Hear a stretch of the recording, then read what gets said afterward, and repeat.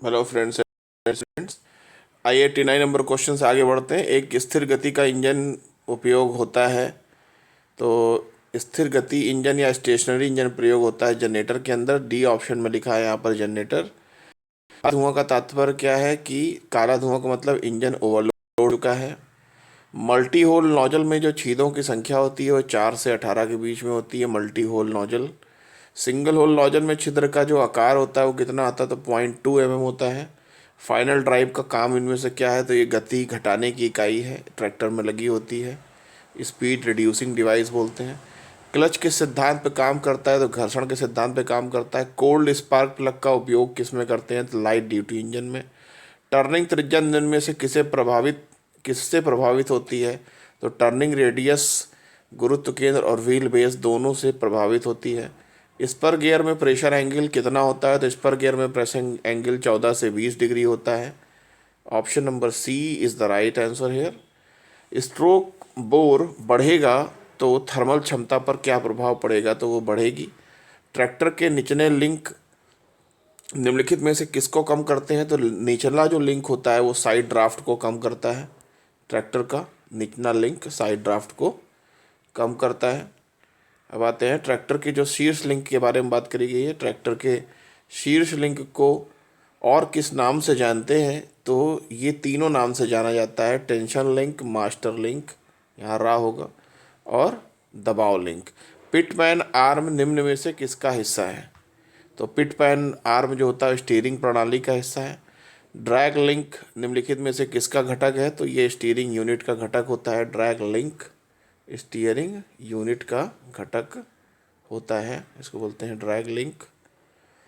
फिर आते हैं ट्रैक्टर के टायर में ब्लास्टिंग निम्नलिखित में से किससे की जाती है, तो ये तीनों चीज़ों से की जाती है। ट्रैक्टर के टायर में ब्लास्टिंग जो की जाती है, पानी, तेल और calcium chloride, all are the three.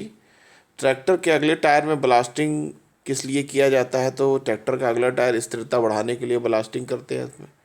Tractor के पिछले टायर में ब्लास्टिंग करी जाती है कर्षण या ट्रैक्शन को बढ़ाने के लिए। अब आते हैं इसके आगे। ट्रैक्टर के पिछले टायर में इन्फ्लेशन प्रेशर कितना होता है, तो ये 0.8 से 1.2 kg पर सेंटीमीटर स्क्वायर के बीच में होता है। ट्रैक्टर के अगले टायर का स्फीति दबाव या इन्फ्लेशन प्रेशर कितना होता है, तो ये आपका 2 से 2.5 के बीच में होता है। टो इन और टो आउट किससे संबंधित है, ट्रैक्टर के फ्रंट एक्सिल से संबंधित होते हैं। ए ऑप्शन था। ट्रैक्टर के ड्राबार का कार्य क्या होता है, बी ऑप्शन उपकरण को जोड़ने का काम होता है। ट्रैक्टर की प्लाई रेटिंग क्या इंगित करती है, भार वहन क्षमता को इंगित करती है। अब आते हैं इसके आगे। तेल से पंप सीधे निम्नलिखित में से कहाँ पहुँचता है, तेल पंप से तेल का पहुँचता है तेल छन्नक में। ट्रैक्टर में केज व्हील का उपयोग किस लिए करते हैं, तो केज व्हील ट्रैक्शन को बढ़ाता है, ट्रैक्शन में सुधार या करेक्शन इन ट्रैक्शन के लिए करते हैं। दबाव युक्त वायु द्वारा सुखाने की विधि क्या होती है, अनाज से हवा की तरफ। जब प्रेशराइज एयर से जब हम किसी अनाज को सुखाते हैं तो नमी अनाज से हवा की तरफ जाती है। पतली परत सुखाने की विधि किसके लिए प्रयोग करते हैं, तो पतली परत सुखाने की विधि में फ्लैट बेड ड्रायर का उपयोग करते हैं। धान के लिए विश्राम एंगल या एंगल ऑफ रिपोज होता है 30 से 45 डिग्री। गेहूं के लिए एंगल ऑफ रिपोज 23 से 28 डिग्री।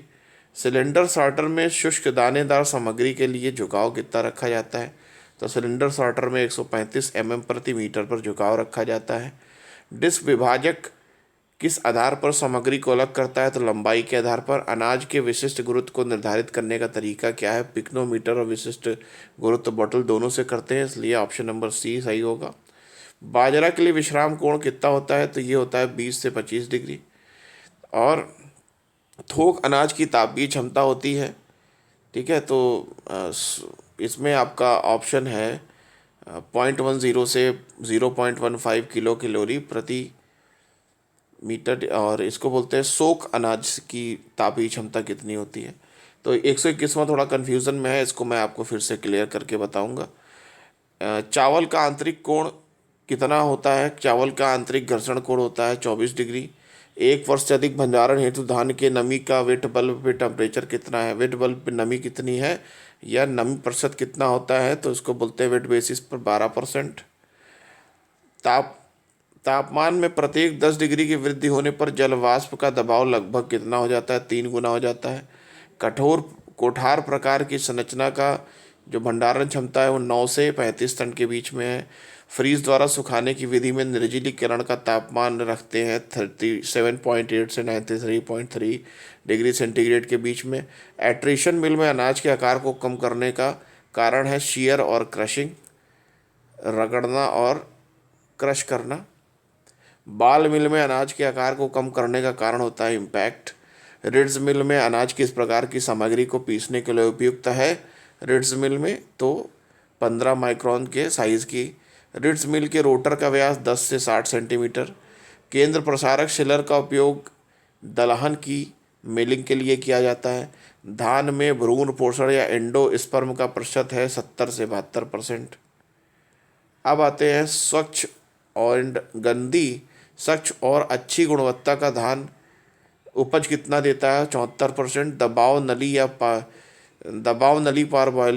दबाव वाली पारबॉइलिंग प्रेशराइज पारबॉइलिंग या उसना विधि विकसित कहाँ पे हुई? तो ये विकसित हुई तमिलनाडु में। और दबाव वाली उसना विधि का धान में भिगोने का समय कितना होता है? 40 मिनट होता है। जादवपुर विश्वविद्यालय में धान को भाप देने का समय कितना है? तो ये आपका है 35 मिनट। फिर आते हैं एक कन्वेयर में किस प्रकार का गर्त होता है? तो कन्वेयर में जो है आपका यू शेप का गर्त होता है। चावल के चोकर में खाद्य तेल का प्रतिशत कितना होता है? 18 से 20%। बकेट एलिवेटर की क्षमता होती है 2 से 1000 टन। फसलों द्वारा पानी की प्रयोज्यता की कुल गहराई कहलाती है डेल्टा।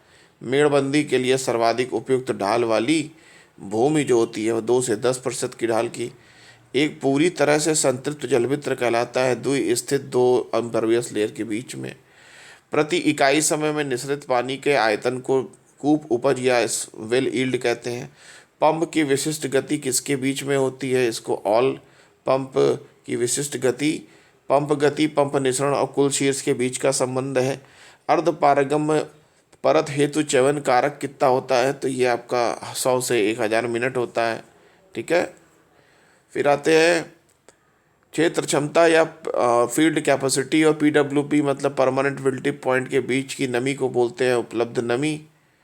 तो ये आपका होगा ऑप्शन नंबर सी, उपलब्ध नमी। प्रभावी सामग्री के वास्तविक विशिष्ट गुरुत्व होता है, ये बोलते हैं 2.65।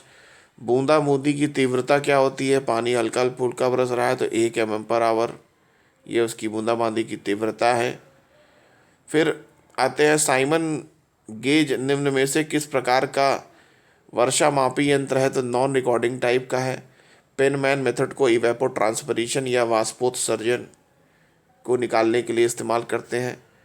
बाढ़ के चरम क्षेत्र का संबंध फार्मूला क्या है? चरम क्षेत्र संबंध फार्मूला आपका है डिकेन फार्मूला। मासिक अपवाह और वर्षा के बीच का जो फार्मूला होता है उसको हम लोग बोलते हैं खोसला सूत्र।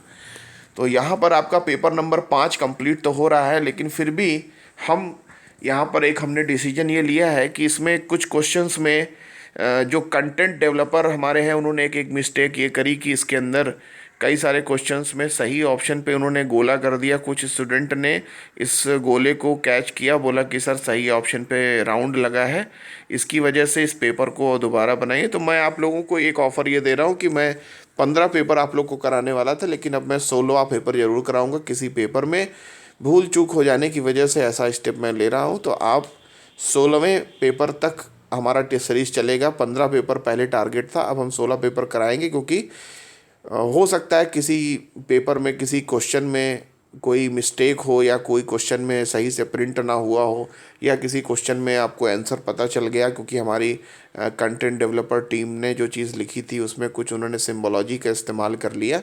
तो हम फिर भी आपको 16वां पेपर फ्री ऑफ कॉस्ट देंगे इसी पैकेज के अंदर। Don't worry for that, and I will always welcome you all in the story and the glory of the branch agriculture engineering. Bye bye and Shabba Khair.